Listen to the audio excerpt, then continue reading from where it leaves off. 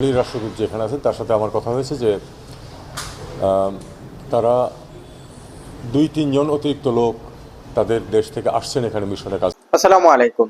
কাছে এবং দূরে, দেশ এবং দেশের বাহিরে যে যেখান থেকে আমার ভিডিওটি দেখছেন সবাইকে আন্তরিক শুভেচ্ছা ও অভিনন্দন।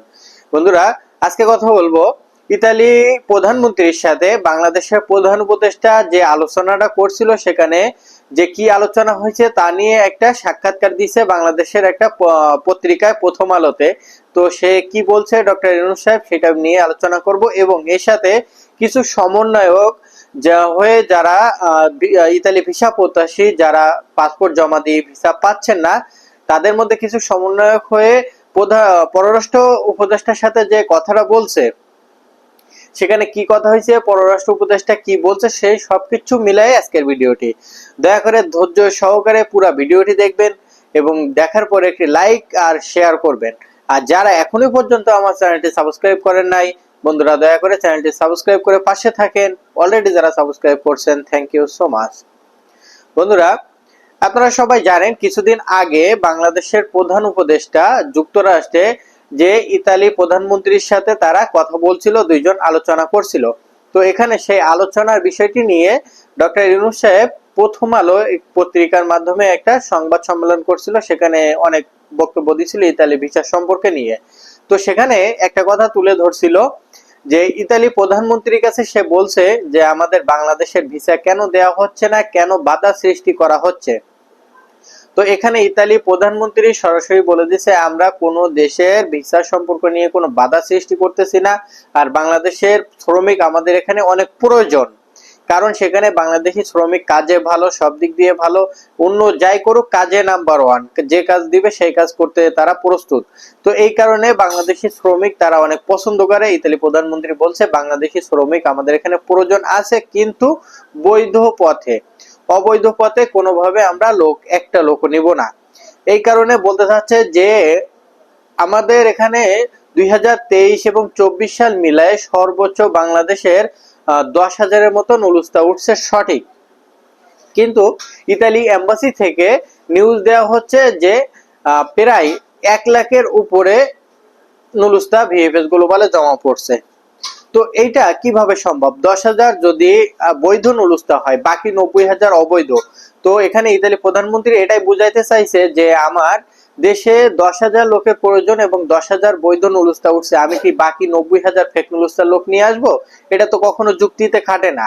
তো এই কারণে তিনি বলছে যে সঠিকভাবে যেভাবে যারা সঠিক নুলুস্তার মাধ্যমে আসবে তারাই শুধুমাত্র ইতালি আসতে পারবে আগামীতে। এই কারণে 2025 সালের ফুলশীতে বাংলাদেশকে খুব যাচাই বাছাই করে তারপরে নুলুস্তা দেওয়া হবে এবং যে মালিকের মাধ্যমে আবেদন করবে সেই মালিকের সবকিছু যাচাই করে তারপরে নুলুস্তা দিবে।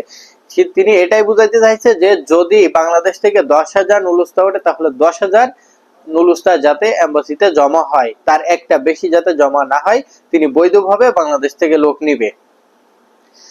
এখন কিছু সমন্বয়ক যেমন যারা ভিএফএস গ্লোবালে পাসপোর্ট জমা দিয়ে বসে আছে অনেক বছর ধরে, 1 বছরের বেশি ধরে, তারা খুব বিপদের মধ্যে আছে, সেই ভুক্তভোগী কয়েকজন মিলে পররাষ্ট্র মন্ত্রণালয়ে গেছিল পররাষ্ট্র উপদেষ্টার সাথে কথা বলতে। সেখানে তাদের যে অভিযোগ ছিল পাসপোর্ট জমা দিয়ে বসে থাকার পরেও 1 বছর হয়ে গেছে, এখনো পর্যন্ত ভিএফএস গ্লোবাল থেকে কোনো জবাব দিচ্ছে না। এখন এই সমস্যাটা সমাধান কিভাবে হবে, সবাই দ্রুত ভিসা কিভাবে পাবে, কেন এরকম হচ্ছে, সবকিছু মিলায়ে পররাষ্ট্র উপদেষ্টার কাছে তারা তুলে ধরছিল। যেটা তুলে ধরার কথা ছিল প্রধান উপদেষ্টার বাসভবনে যে প্রধান উপদেষ্টার সাথে, কিন্তু সেটা বন্ধ করা হয়েছে, কারণ তারা সময় চাইছে, কিছুদিনের মধ্যে তারা স্বাভাবিকভাবে ভিসা দিবে। তো এটাই সব থেকে বেটার আইডিয়া। যদি আপনাদের কোনো সমস্যা হয় তাহলে এইভাবে প্রধান উপদেষ্টা, পররাষ্ট্র উপদেষ্টা তাদের সাথে আপনারা সরাসরি আপনাদের অভিযোগটা জানান, তাহলে আপনাদের এই কাজটা সহযোগিতা এটা আরো আগাইতে সুবিধা হবে, কারণ তাদের যেটা অভিযোগ দিবেন সেটা নিয়ে তারা অ্যাকশন অবশ্যই নিবে। এখানে প্রধান উপদেষ্টা বলে দিয়েছে আমরা বলতে পারবো না যে কেন ভিসা দেওয়া নাই বা দিয়েছো কেন, এটা জিজ্ঞেস করা যাবে না, এটা তারা তাদের একটা। কিন্তু আমাদের এখন যে বিষয়টা সেটা হলো যে দীর্ঘদিন এটাকে আটকে আছে অনেকদিন যাবৎ, এবং 20,000 কেস ক্লিয়ার্ড হয়েছে রোম থেকে। সেই ভিসাগুলো দেওয়ার অগ্রগতি খুবই কম। ছোটোখাটো কিছু অনিয়মের বিষয়েও তাদের কমপ্লেন আছে, সেগুলো আমরা শুনেছি, সেটা নিয়ে আর এখন কিছু নাই বললাম। তো আমি তাদেরকে যেটুকু বলেছি সেটা হলো, আমাদের ইটালির রাষ্ট্রদূত যেখানে আছেন তার সাথে আমার কথা হয়েছে যে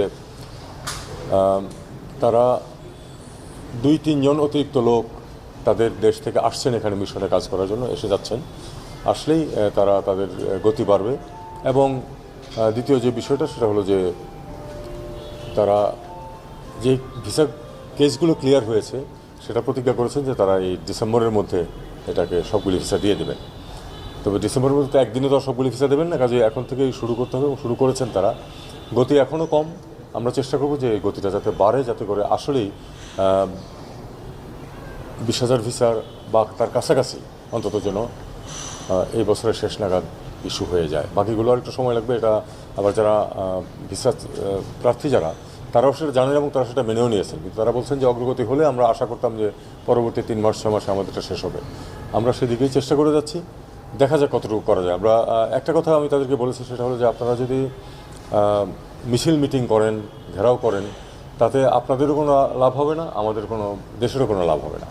কারণ যদি তারা ভয় পায় তাহলে বরং আরও লোকজন হয়তো চলে যাবে, সেক্ষেত্রে দেখা যাবে যে আপনাদের ভিসা ইস্যু হচ্ছেই না। তারাও এগ্রি করেছেন যে আসলে তাদেরকে এটা অ্যাভয়েড করার চেষ্টা করতে হবে। এখানে কোনো পরিস্থিতি একটা উদ্ভব করলে কোনো লাভ নেই, জোর করে তো আমরা ভিসা আদায় করতে পারবো না। বরং বেশি চাপ দিলে, আমরা চাপ দিচ্ছি যথেষ্টই, কিন্তু যদি ফিজিক্যালি ঘেরাও করা হয় বা এরকম, তাহলে বরং একটা আশঙ্কা থেকে যায় যে তারা আমাদের যেই প্রোগ্রামের অধীনে ভিসাগুলো ইস্যু হচ্ছে, যে লিগালি তাদেরকে নেওয়ার যে একটা, যে ইতালির ভিসা যেভাবে সঠিকভাবে নেওয়া যায়, সঠিকভাবে পাঠানো যায়, খুব দ্রুত, জটিলতা না হয়, সেভাবে কাজ তারা চালাচ্ছে। কিন্তু অতিরিক্ত নুলুসা ফেক জমা থাকার কারণে তারা একটু পিছাই যাচ্ছে। আর কিছু দালাল আছে এখানে যারা ভিএফএস গ্লোবালে টাকার বিনিময়ে অ্যাপয়েন্টমেন্ট দিয়ে দিচ্ছে, তারা সরাসরি ভিএফএস গ্লোবালে যে তাদের পাসপোর্ট জমা দিচ্ছে। তো এইরকম কিছু দালাল যতদিন পর্যন্ত ভিএফএস গ্লোবাল থেকে দূর না হবে ততদিন পর্যন্ত এই সমস্যা থাকবে। তো আপনারা যে সমন্বয়ক হিসেবে যে তার কাছে গেছেন, এটাই ভালো হয়েছে। এইভাবে আপনাদের প্রতিটা সমস্যা তাদের জানাবেন, অবশ্যই আপনাদের ভালো কিছুই হবে।